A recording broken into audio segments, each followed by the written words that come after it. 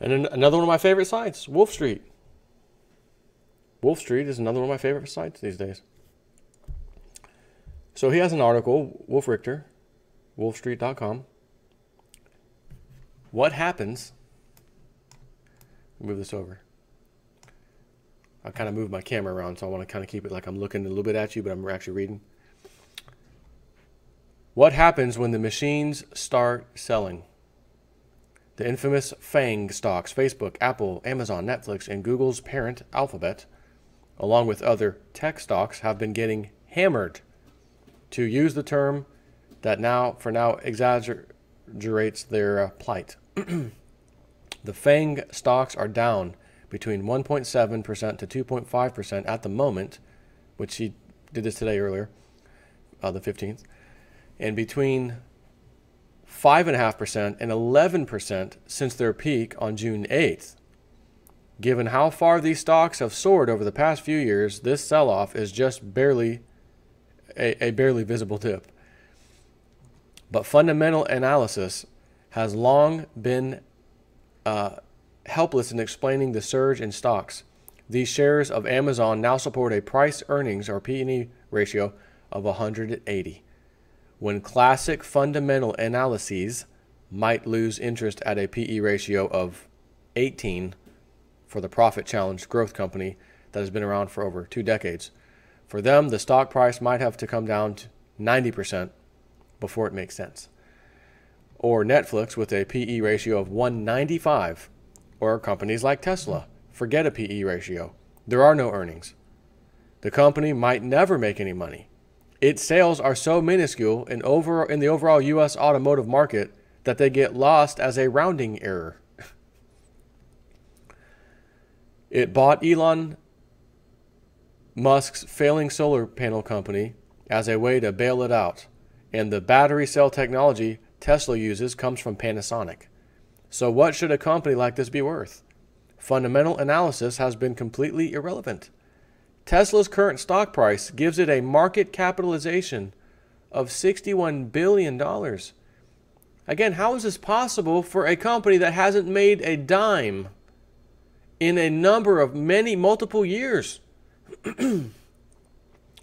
So investors trying to sort through this mess by using fundamental analysis have been left in the dust years ago. Fundamentals no longer matter in this market. Valuations have been surgically removed from any sense of the fundamental reality.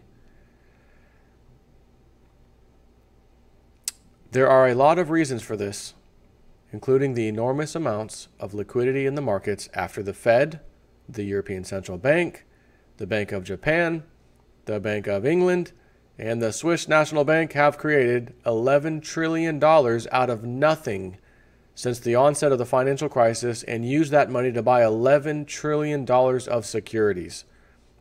In the Swiss National Bank's and Bank of Japan's case, even common stocks. They now sit on $15 trillion in assets. Under such relentless buying pressure, fundamentals in the markets have become useless. People still truly engaged in it rather than in churning out fundamental rationalizations for irrational stock prices are being ridiculed. But algorithms have picked up the slack. The majority of equity investors today don't buy or sell stocks based on stock-specific fundamentals. Marco Kolenovic, global head of quantitative and derivatives research at J.P. Morgan, explained in a note to clients cited by CNBC. Fundamental discretionary traders now account for only about 10% of trading volume in stocks, he said. Passive and quantitative investing account for about 60%. This share has more than doubled over the past decade. These big data strategies are increasingly challenging traditional fundamental investing and will be a catalyst for changes in the years to come, he said.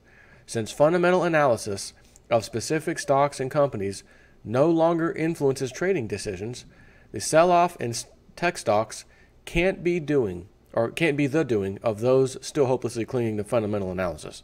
Instead, it was likely associated with some change in strategy by quantitative and algorithmic trading. The algorithms were reacting to something. But these algorithms, many of them written by people who went to the same schools and learned the same things, in the vast amounts of data they churn through, end up doing similar things, following similar strategies, and producing similar results. Hence the surge of the FANG stocks and other stocks to where fundamentals are just a quaint reminder of a bygone era. But without fundamentals, what will hold up stock prices? Once the quantitative strategies shift without notice and see selling as the opportunity, and other algorithms react to those market data points and follow them or try to run ahead of them. No one knows. This environment has amassed phenomenal risk.